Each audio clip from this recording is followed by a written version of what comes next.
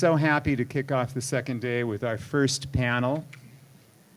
We're going to have two of the actors who appeared prominently in Halloween, the 1978 version. We're so fortunate to have with us the playful Linda, who won our hearts with her totally carefree approach to teenage life, making her death at the hands of Michael Myers difficult to watch. And the other member of our panel brought to life the young Michael Myers when he is unmasked to reveal his pale, emotionless face with the blackest eyes, the devil's eyes. Let's welcome PJ Souls and Will Sandin.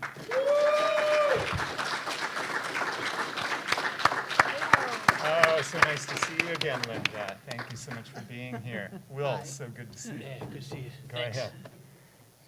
Well, there's Rob.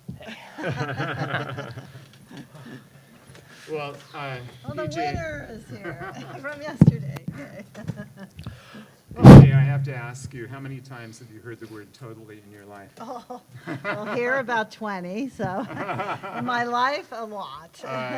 Probably To the in moon the and back, thousands. yeah. This is on? To the moon and back. Yeah. I want to talk a little bit about both of your formative years before we can begin talking about Halloween and some of the other movies you've done. PJ, you lived in a lot of exotic places as a young girl because of your father's job. And you had dreams of being the first woman ambassador to the Soviet Union, which, what an aspiration that is. Really, it would have been good in today's world. It seems a far cry from the role of Linda. But maybe an ambassador nonetheless. If they get to see my movies, I don't know. And Linda's name is Linda Vanderklok. How many of you knew that? Because I didn't really know that. Yeah.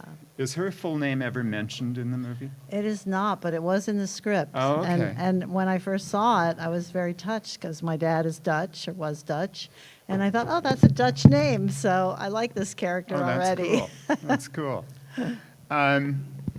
How old were you, or what drew you into acting, both of you? How did you get?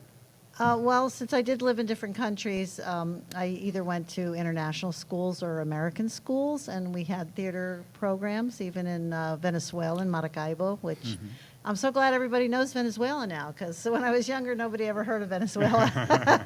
And now it's on the map for bad reasons, but nonetheless, I lived in Maracaibo from 8 years old until 13, and we had a theater group, and I played the witch in Hansel and Gretel on the stage. And I think that's the first time I realized that I really liked that, because I was in 6th grade, and there was an 8th grader, Susan Leonard, and she got the daytime performance for the school, and I got the nighttime performance for the parents, even though I was in 6th grade. And I knew that that was something special, that I had beat out an 8th grader for the nighttime performance. But I remember being on the stage, and I had 3 songs to sing, and I had a baton that my father fashioned a flashlight to, and when I sang, I could press a button, and it lit up, and it was really cool, and I got pushed in the oven. And I just got really excited about it. So it wasn't like I thought, oh, I'm going to be an actress. I never thought that, because then in Brussels, I worked in the props, and I was the editor of the school paper. But in all the different schools I went to, I always did something. I had a brief time in New Jersey, in Oakland, New Jersey, and I actually had the lead role in Our Town. So, but, you know, when I went to college, I was a French literature minor and a Russian major, and it was only because I came to New York City in the summer between, first and second year with my roommate, that I started acting, really, because I got an agent by surprise, just a happenstance, and got a couple of commercials, and I thought, oh, you can actually make money for this. So I kind of changed my direction then. I was like 5 years old at the time, and that was my mom's doing, to be honest. And so she just she got myself, my younger sister and brother. First, we went to some photo studio and took some pictures. I didn't know why, but that's what she did. And after that, we got them developed. She sent them to some agencies. I met with this one agent named Iris Burton, long time ago. I think at this time I was 6 years old, and next thing you know, I have an agent, and my mom did all the legwork. So basically, all it was my mom would say, "Hey, you have an interview tomorrow after school, so I have to pick you up at 2:33." And we just drove down from the San Fernando Valley to Hollywood, and I started auditioning. I didn't know really what to do or anything. I went in there cold. Basically, go in there, sign in, and okay, here's a script. Memorize these lines or read them, try to memorize them. I go in there, and it's either I got a call back or I didn't. And over time, there was a few auditions, didn't get them. And then all of a sudden, I was auditioning for commercials, did a couple of those. And I got the job, which I was excited about. Sure. The initial part of going to the auditions and all that was getting a little kind of a pain in the ass. But, I was going to ask you how you felt about that. Once you're there and then you're reading the script and you're auditioning, that part's exciting. But the whole part of leaving school or racing from school to go to the audition and then coming and then trying to get to the my baseball practice on time or the baseball game, that got a little crazy. But when you're in but when you're reading and doing that in front of the camera, that part was exciting. And it was even more exciting when we got the call saying, "Hey, you got the commercial." So then I bet. After that, then that led to obviously getting the role of Halloween. Sure. Well, what about when you saw the commercial on the air? Was that... Oh yeah. Did you tell your friends? And no, to be honest, I never really told I mean, they all knew I was doing that stuff, doing acting and everything, but I really didn't talk about it. It was kind of, if it aired and they saw me, then it was like, "Hey, we saw you." So that, cool. Okay, that part was cool too. PJ, let me get this straight. Your first role in elementary school, you got pushed into an oven? Is that what you said? As the witch in Hansel and Gretel, yes. You think there's a little foreshadowing of your future career there? No, but what was funny about that, it was 2 nights, but the first night my parents brought my brother, and he was very young, and he started to cry and go, "Don't push her in the oven, that's my sister." And everybody laughed, so... PJ, you've had this extraordinary career where you've been in some really classic films that are actually going to be around probably forever. Films like Stripes, Breaking Away, yeah, absolutely. Private Benjamin, Rock and Roll High School, I know a personal favorite of yours. And of course, Carrie, which you played one of the mean girls in. How did you get the role of the mean girl, Norma Watson, in Carrie? And did that help you get the role in Halloween? Yes, because Carrie was my first film, and I actually had moved 2 weeks prior to the audition for that from New York City to LA, because I wasn't really a candidate for the late night Broadway scene. Wasn't my thing to smoke, drink, stay up late, modeling, doing commercials. You have to look good. So everyone said, "You got to go to Hollywood. You got to go to LA." And 2 weeks upon getting there, my agent said, "These 2 directors, they're cool. They're going to see every teen in town. So why don't you just go on over there?" So it was George Lucas and Brian De Palma in one room behind a big desk. And I walked in, I wore a red baseball hat. So that was your choice? That was my hat, because it was coming from New York. I didn't want sun on my face, being a model, protecting my skin, and I just always wore that red baseball hat. I loved it. It had my pins on it, and I really liked it. And so Brian looked at me, and he looked at George, and he said, "I'm going to put her on my list." And George said, "Okay." And then when I turned to go, he said, "Next audition, bring that hat." And I go, "Oh, okay." And so the subsequent 3 auditions, I wore that hat, and then the day I showed up for filming, I left my hat in the car in my truck, and I came in, and Brian looked at me and go, "Where's your hat?" And I said, "You want me to wear my hat?" He said, "Yes, you got to wear your hat." The so hat it was my hat, but it was his idea. The hat really does become part of that character. It does, I mean, it just kind of conveys absolutely. the kind of And I got to be a attitude and person. tomboy too, because all the other girls were trying to be pretty and look really good with their hair, and I got to wear braids and a baseball hat and be more of a tomboy. So I really appreciated that Ben O'Brien singled me Cool. out for that. Did you have a chance to meet on the set when you filmed Halloween?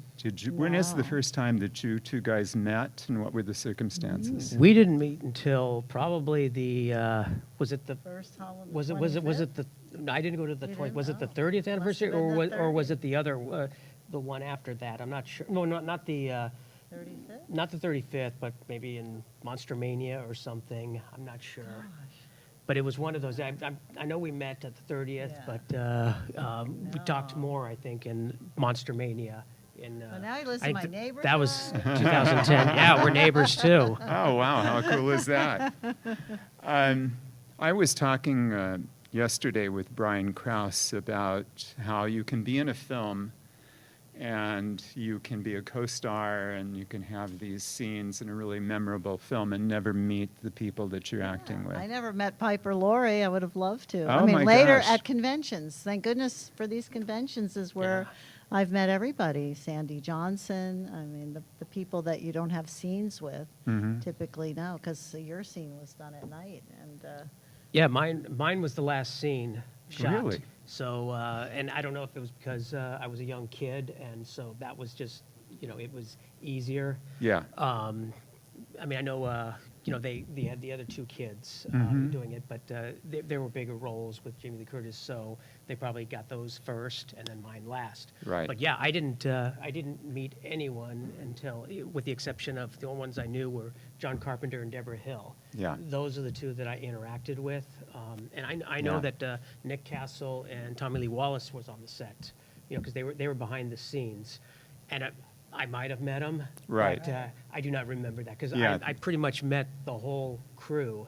It's just that, I remember, John You were like, Carpenter- what, 7 or 6? I was 7 years old. 7 I was years just on the old. verge of turning 8. But Yeah. so but the only person, because I met on the callback, that's when I first met John Carpenter Sure. and Deborah Hill, and then so I remembered them on the set so because you read for the casting agent first, and then yes, you met John Carpenter? and then I met John Okay. right in the Because in he the had the end. darkest eye. Yeah. The devil's eyes. No, he He- has brown eyes, so I wonder if they would have chosen a blue-eyed kid, but you have the darkest eye. Well, I auditioned for Tommy Doyle, because so I did wow. the speaking role for that, and then I got the call back. So then that's when I met John Carpenter and Deborah Hill. Okay. But I didn't have to read. They just said make a scary face. And Yeah. I didn't think it was scary, but they said, all right, hey, great job. Okay, cool. The next day they said I got the role, but I didn't know which role it was. So, but Yeah. then it was for young Michael Myers. So that scene where you're unmasked is actually not part of that long tracking scene that takes place With in the Deborah movie Hill's where hand. they're No, that was Deborah Hill's hand. right, Deborah Hill's hand. Was there ever any question about you doing the actual stabbing with your own hand, or was it always going to be Deborah Hill? I'm Or- assuming it was always going to be Deborah Hill. I mean, they were going to have me do where I was going to grab the knife out of there, but that was they filmed that at a different time, and Right. being a low-budget independent film, there was a time frame that they had to finish it, and so I was told that I wasn't able to make it that day or Yeah. something on set because for whatever reason, I'm not sure. Sure. But and then that's fine. Right. And so I was at the end where they did the mask. That was me. I don't think they were going to have me stab or do any kind of At that age. any kind of action with the knife, probably for a liability reason. Yeah, they just don't. Well, want a and kid there was doing some nudity involved with Sandy right. Oh, Johnson, he so never that saw probably any of was. that. I didn't see any of that. Consideration. No. Yeah. And exactly. I Sure. don't think. But Sure. the two people that they haven't found yet are the parents, I think, of him. Remember the Oh, parents? yes, of course. And you said one of them was your tutor? One of the one that Girl? played my mom was my tutor on the set. Because you always have to have Yeah. I a tutor remember on that, set. and I remember that, just like it was yesterday. And the person that played my dad was the fireman paramedic on the set. Wow, that is amazing. And Yeah, you Yeah. haven't so- found them yet. and, Come uh, to these. I heard he's a retired fire chief. Wow. And, yeah, I don't know if it's That'd be so cool. if Pasadena or LA County, but yeah, I told everyone that I remember it was the tutor and the paramedic on set. So I mean, John if, must know who we hired, right? It must be in some paperwork somewhere. I Or don't know. maybe they didn't have to pay them. well, I don't know if John remembers that or not. I just know that, yeah, because it was Yeah. like I said, they just Deborah happened to Hill. use. Okay, we'll just use you two Yeah. as the parents, and Isn't but that that would be funny? Well, that's cool if they could interesting, if yeah. they could bring them or find Yeah. them and For bring the them to these. 50th. Yeah. PJ, the actor who played Bob, since Will was talking about the people who played his parents in the film, the character of Bob was like a local actor too, was he not? Or am I wrong John about Michael that? Graham, yeah, he lived in LA, he was acting, yeah. Okay. After that, he moved to Orlando and became a Disney World actor. Oh, But, okay. yeah, he Okay. was, yeah. And I think that's really the only thing he did. I don't know what he had done prior to that, but obviously Yeah. something, but yeah. Yeah. Will, your appearance in the film is brief, but that image of the killer being unmasked as a young boy is so important to the heart of the story. And I think it's also an image that all of us who are fans of the film Halloween have no trouble conjuring up your face. That's how impactful that particular scene is in the movie. You said that you were instructed, to get the part, when you auditioned, they said, make a scary face. Yes. Okay. So what kind of preparation did you do for the scene? Did you receive any more than that direction from John Carpenter? And was it more than one take? No, it was basically, well, I was on the set all day, Mm-hmm. and so basically he didn't have me prep or anything for it until at nighttime when everybody started setting up for that scene. Mm-hmm. And basically once I got into wardrobe, got my costume on, they did the holding the knife. It was basically, this is how I want him, all that. And John basically just said, look straight ahead. Don't look Yeah. at the camera, just look straight ahead and just don't make a scary face. Like looking off into space. Yeah, then, don't just make kind of blank stare. Don't make a scary face. Don't laugh. Don't Okay. you make any kind of expression. Just kind of like once the mask comes off, just look straight ahead. Don't do anything else. Just Yeah. look straight ahead and stay still.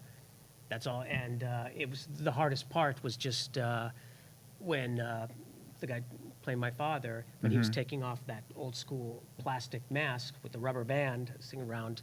It was just hard to just stay still, mainly because when you take that mask off, that if you ever wore one of those costumes, Yes. those things are painful.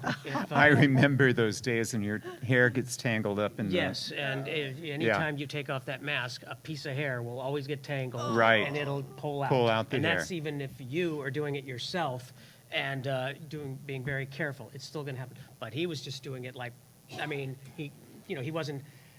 Of course, he wanted to be careful, Sure. but it was kind of hard to do because you're basically, you're witnessing a child with a knife, Right. bloody there. So you're basically, okay, what's going on here? And so that's how he did it. And every time it hurt. But I was just, like I said, Good I was just trying to, Yeah, okay, really. I was just trying to suck up the pain and just look straight ahead. And I think there was a little bit of flinching, but Yeah. after that, just look straight ahead. And that's So what how I many tried to do. takes were there? Do you Yeah, remember? to answer your question on that one, it Yeah. was between 5 or 10 takes. Oh, wow. It was, we did a few, and then we did, I think, a few more, and, they liked the one, but then they said, let's do a couple more. And Mm-hmm. then I think it was, at the very most, it was 10 takes, but maybe less than that. But they liked that one. They said, okay, print. And then that was it. And then basically just waited until the movie came out. Well, I think- Was Yeah, your mom sure. concerned that you had a bloody knife in your hand? No, or she wasn't. not? She didn't Okay. think anything of it. 'Cause, she knew that was part of the movie, and Okay. that was Had just. she read the whole script, or? She didn't really read the script. She knew it was a horror film Okay. and all that. And when my dad knew it was a horror film, but he didn't know much about it. I mean, he didn't know anything about it until we went to the premiere and saw the movie. And they both enjoyed it. They didn't have a problem with me Okay. playing that good. role. That's good. Well, it's unusual for an actor that young to be able to convey so much without saying a word. And the fact that that sticks in our minds and has for almost 50 years is really a testament to the job you did in that particular It's scene. Thank like you. a perfect look. It is. You're right. Appreciate It's that. exactly, You it's know exactly face. that. Because he almost looks like stunned, not that he got caught, not that he did anything wrong, but Well, it's kind of completely like, convincing. what, what's up? Yeah, you know? yeah. So What he did I looked do? Stunned, and it Well, was he's good. I guess what did I do? Well, he's supposed to play just technically in that movie he's supposed to be just a normal kid, Sure. Yeah. normal family, everything. Right. He just happened to snap He that snapped. given night, and just Right. that was That's it. where the horror comes from, And you're because so everything's cute, so though, normal. so- Yeah, You're adorable. so cute. PJ, I've you. heard, I'm sorry, were you going to add Oh something? no, Okay. sorry. I've heard Jamie Lee Curtis say that she was much more like the characters of Annie and Linda in real life than Laurie Strode. How were you different from Linda at that age? And how old were you at the actual time of filming? Because I don't think you were high school age, No, I were was you? 27, if you can believe it. So, And so convincing started as a high a school little student. late, but yeah, I don't know. I've always looked a little younger than my actual age. But yeah, she right away when I met Jamie, she wanted to swap parts, and I just remember saying, "Well, I don't think John will go for that, but there's no way you're getting Linda. She's too delightful, and Laurie's boring." So that shut her up. But yeah, well, like I said, went to high school in Brussels. I was the editor of my paper. I was studying languages. My high school in Brussels was more like a college prep high school. So very, So you were a very good girl. different. I got You were- straight A's my whole life. So I was definitely Complete I opposite. did have a best friend, Cindy Clark, and I guess that's what happens. It's like Lori and Linda. So it was PJ and Cindy, and she smoked cigarettes. She had a Belgian boyfriend. She used to invite me over to her house for a sleepover, and then she'd go out the window with her boyfriend, and she'd say, "If my mother comes to the door, just say we're having fun." And so I didn't ever realize she was using me, but I really liked her, and I sometimes think I probably adopted a few of her personality traits for Linda, because Linda was pretty wild, but so it was a fantasy. I got to, play somebody that I certainly wasn't in high school. Well, let me guess. You never forgot your chemistry book then, right? No, and that was the one class I actually got an A+ in chemistry. Oh, wow. Not good at math, very good at English lit and history, and for some reason I really took to chemistry, but not algebra. Well, you and Nancy and Jamie all seem to have great chemistry in the film. Did that translate in real life, and have you stayed in contact with the other two girls? Well, the day that we met, we were asked to come to the casting offices for pictures of the three of us, and we just got along from the instant we said hello to one another.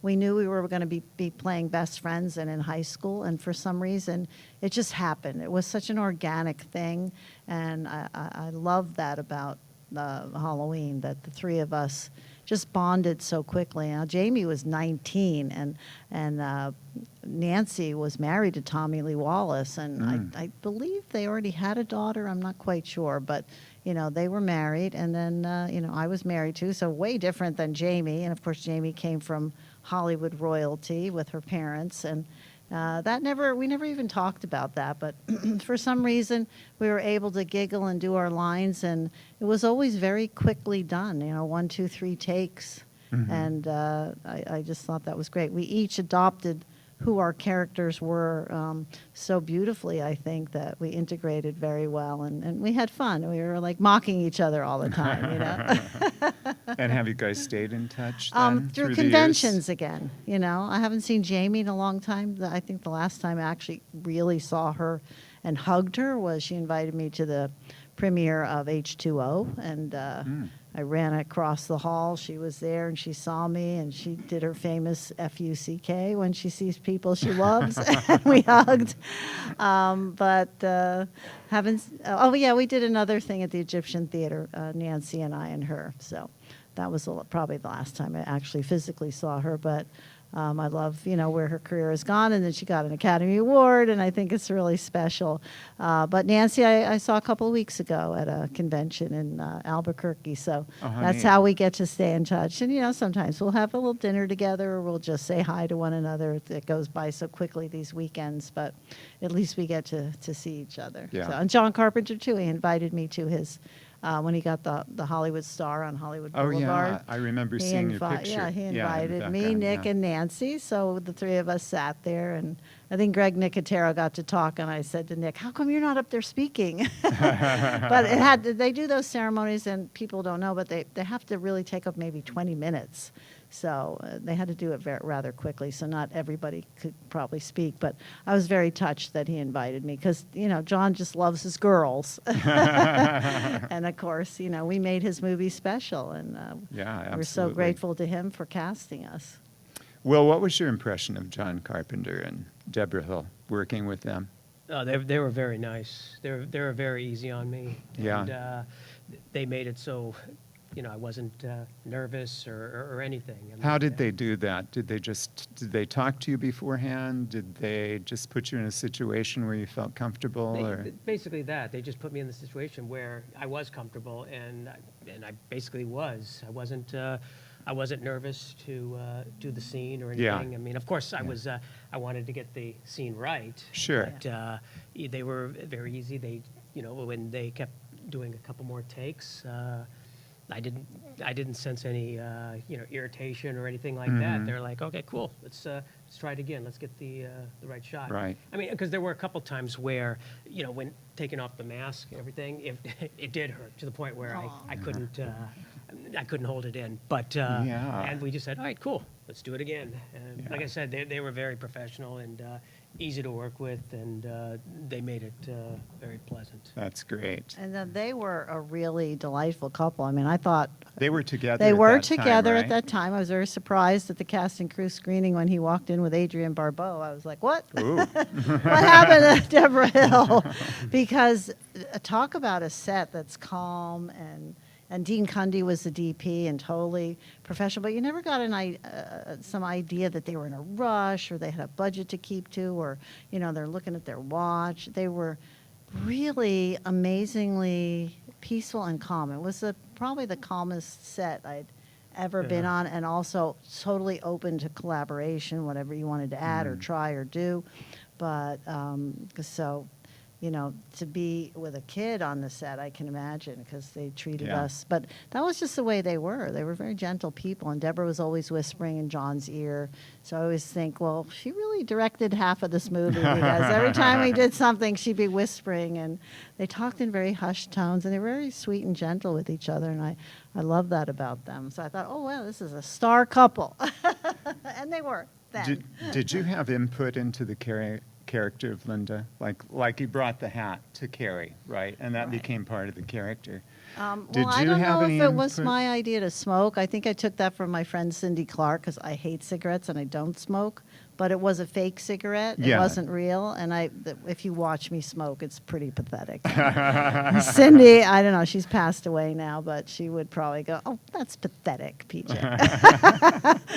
But I think that added to, I'm a high school kid. You Yeah, know? I'm yeah, like, you're doing something I forbidden, I you don't know, know you're- if I really, yeah, but, yeah, at and that also I added a few more totallys, because the first day on set, I told John, I really love this totally word, and I'm going to try to say it every time I think it would fit in. And he goes, go for it. I'll tell you if it's too much, but he never did. So Well, I'm a former sixth grade teacher, and I'm old enough to remember a time when that word was actually used a lot. So you and captured really annoyed you. You captured that moment.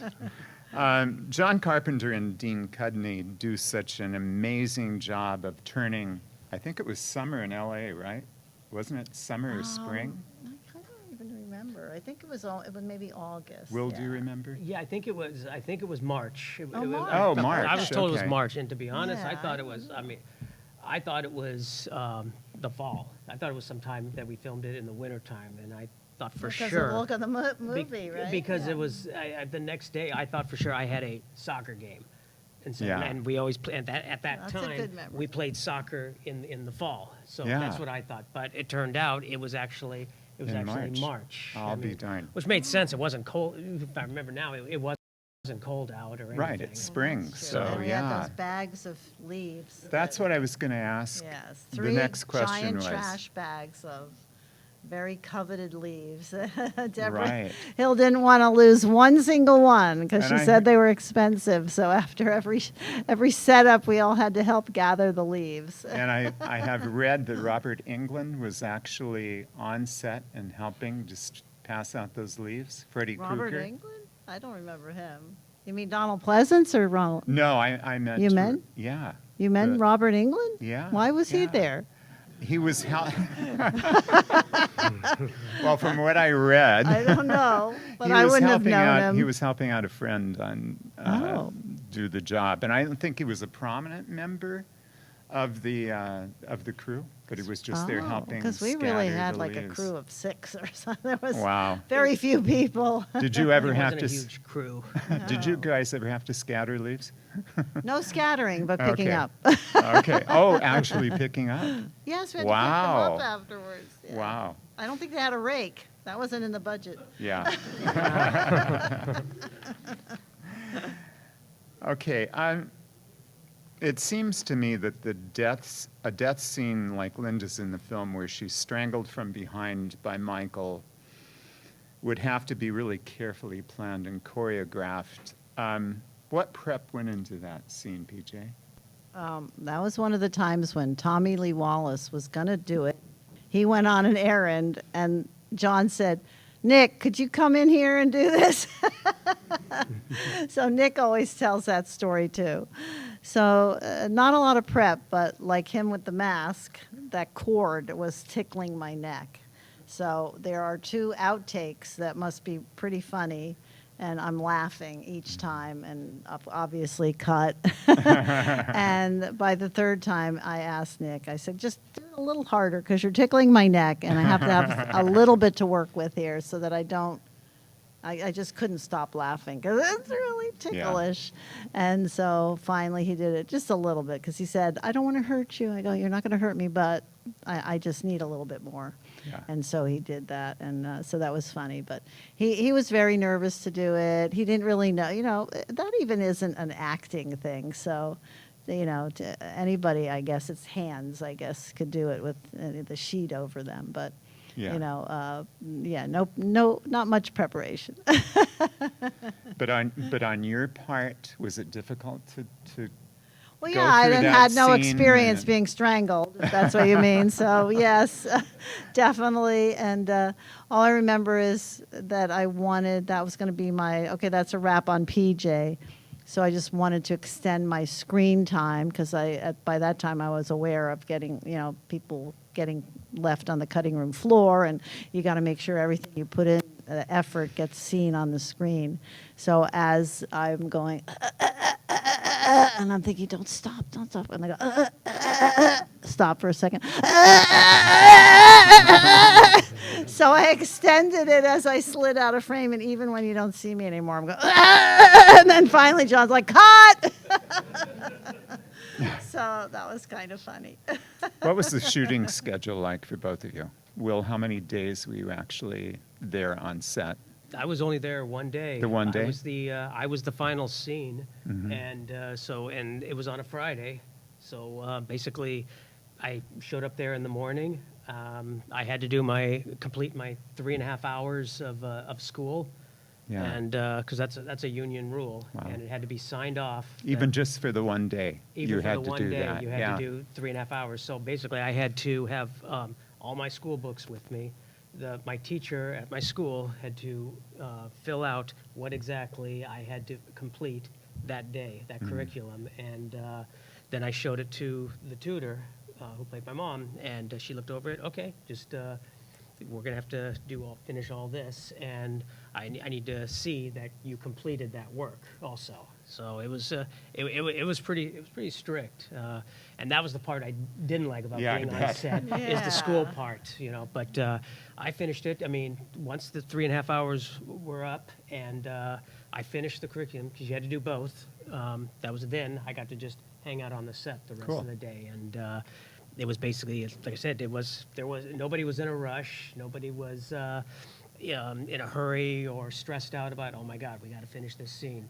Everything was very laid back, and Did you get dinner? Or yeah, snacks? there was, we had breakfast, lunch, and dinner the whole time. It was great, and Yeah, once it started getting a little dark. That's when slowly but surely everybody just started setting up, and Sure. once it was very dark out, which was probably around between 8:30 and 9, got into wardrobe, or actually I got into wardrobe before that, and we started setting up for the scene. Well, I don't know if I'll ever be able to watch the scene in the same way, knowing that young Michael mask. Myers has spent 3.5 hours in school just before he shot the scene. What about that night? Did you have any dreams or the next following couple of nights of remembering the scene, or did it affect you in any way? Not or at all. It was dreaming just about I was it? just It was just a job. I was just Yeah. excited that I got to do that scene, and once it was done, it's like, okay, once they said print, they were basically, okay, hey, Will, good job, you can go home now, and because once again, I'm a little kid, so Yeah. Sure. it was.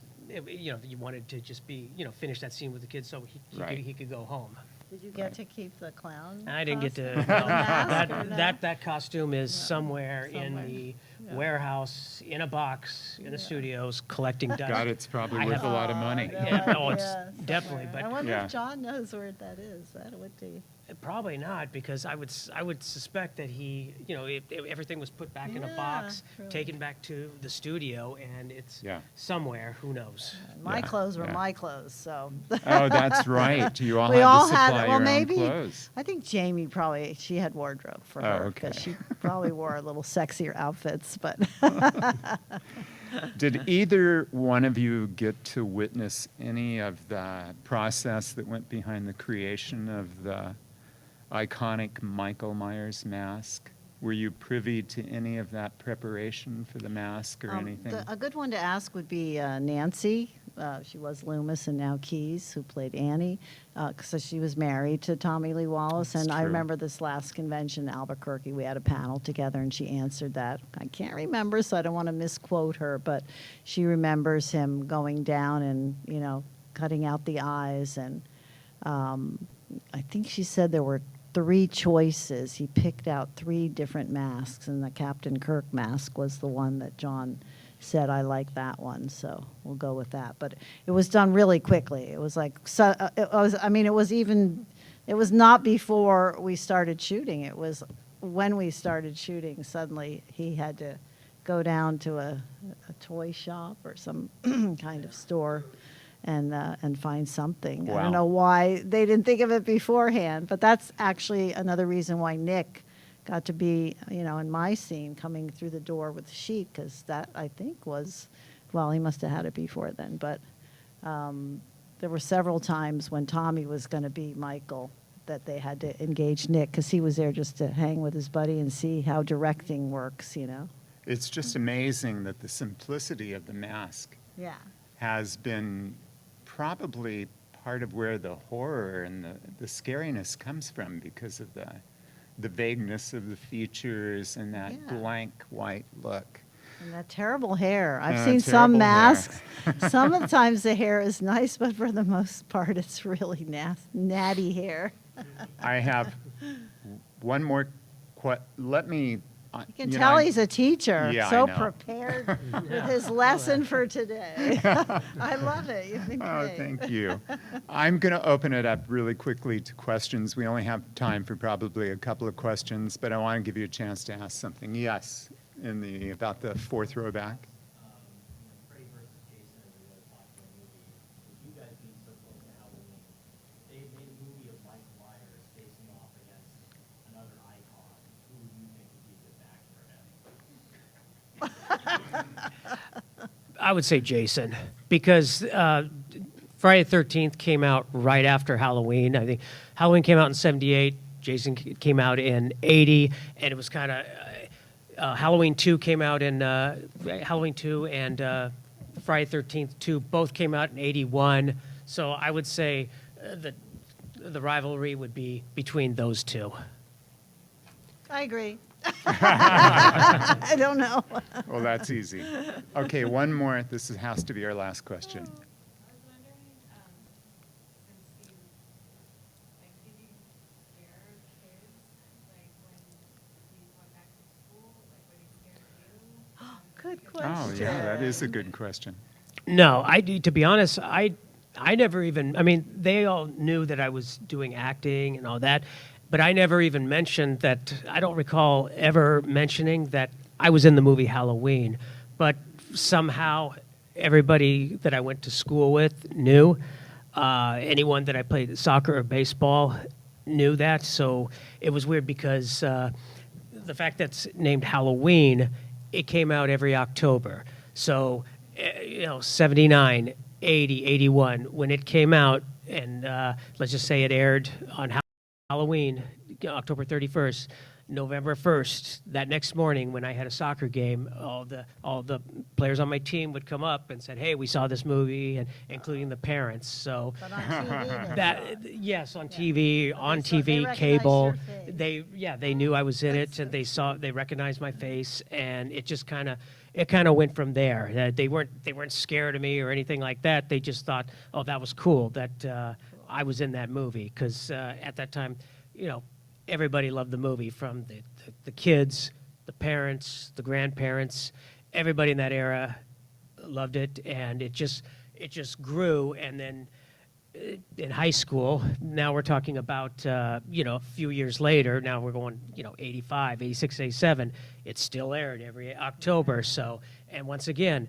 other people, I did not mention that I was in the movie, but they knew. So it was kind of like new friends I made in high school, and then later on that's how it came. And then 20 years later, but- when Facebook comes out, and you're yeah. you're reconnecting with all your friends, it's like, oh wow, hey, it's great to reconnect with you. It's like every time I see the movie, I still think of you, and Yeah. that's cool. And he has cool. that baseball jersey that says Myers 31. And do you have your baseball hat?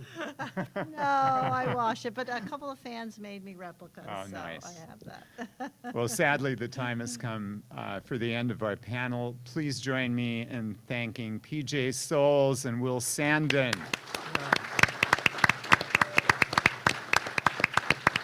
And thank you to all of you guys. You keep it alive. Yeah, thank you so much. Guys, can I get Very a nice. picture? Oh, Yeah. thank you, PJ. Very good. Can I get a picture with you guys before you go back?